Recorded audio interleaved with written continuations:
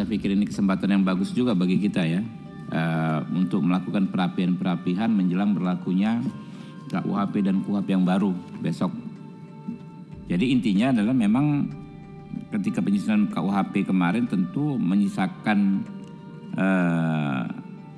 walaupun nggak banyak ya hal ihwal yang perlu kita rapikan sebelum pelaksanaan KUHP. Kalau nggak malah terjadi masalah ya kan, walaupun kecil kan kalau masalah tetap aja harus kita antisipasi, kita mitigasi. Karena itu perlulah undang-undang tentang penyesuaian pidana ini.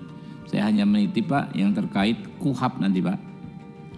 KUHP ini kan kita jangka waktu berlakunya dari pengesahannya kan singkat. Walaupun ketika pengaturan norma-norma pasal redaksinya kita sudah antisipasi betul agar KUHP bisa langsung berlaku ya, tanpa adanya perundang-undang penyesuaian yang baru lagi ya. Nah, tinggal peraturan pemerintah saja Pak. Kalau saya inventarisir itu kalau nggak salah ada 16 ketentuan ya yang mendelegasikan aturan lebih lanjut. Jadi kan misalnya ada satu pasal, ada norma-normanya, kemudian ada tulisan lebih lanjut akan diatur dalam peraturan pemerintah. Nah sementara ini kan sudah ada tersebar peraturan-peraturan delegatif seperti itu di berbagai institusi, di kejaksaan, di kepolisian, kemudian di pengadilan, di Mahkamah Agung yang bisa menjadi panduan melaksanakan ketentuan di KUHP yang baru ini. Tapi satu Pak, ya, yang satu hal saja yang masih tersisa menurut saya itu adalah soal denda damai.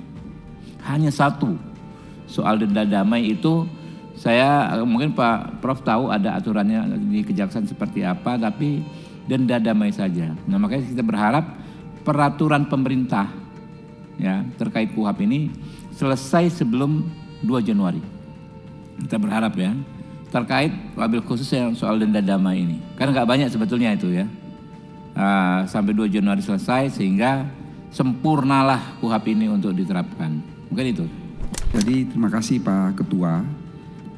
Kalau kami menginventarisir di dalam KUHP baru itu ada 25 item yang harus dilaksanakan dengan peraturan pemerintah. Tetapi saya kira ini karena sidang ini terbuka sekaligus perlu kami jelaskan. Jadi bukan berarti kita membutuhkan 25 peraturan pemerintah, tidak.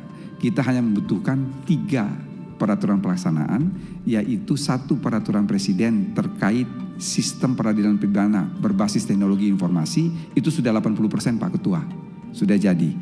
Yang kedua adalah peraturan pemerintah terkait mekanisme restoratif justice, itu juga sudah 80%. Kemudian yang ketiga adalah peraturan pelaksanaan KUHP, persis seperti peraturan pemerintah nomor 27 tahun 83 Pak. Kan itu kan untuk melaksanakan KUHP 81. Itu yang kemudian menampung semua itu. Kami sudah melakukan rapat Pak dari hari Senin kemarin. Ini kita tiap hari rapat itu Pak untuk pembentukan.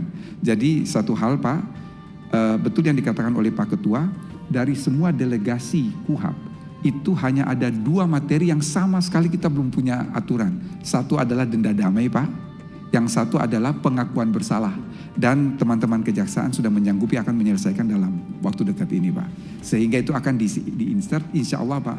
Sebelum akhir Desember semua peraturan pemerintah dan peraturan presiden sudah selesai. Sehingga tidak ada keraguan lagi untuk menerapkan KUHP maupun KUHP baru. Makasih Pak Ketua. Oke.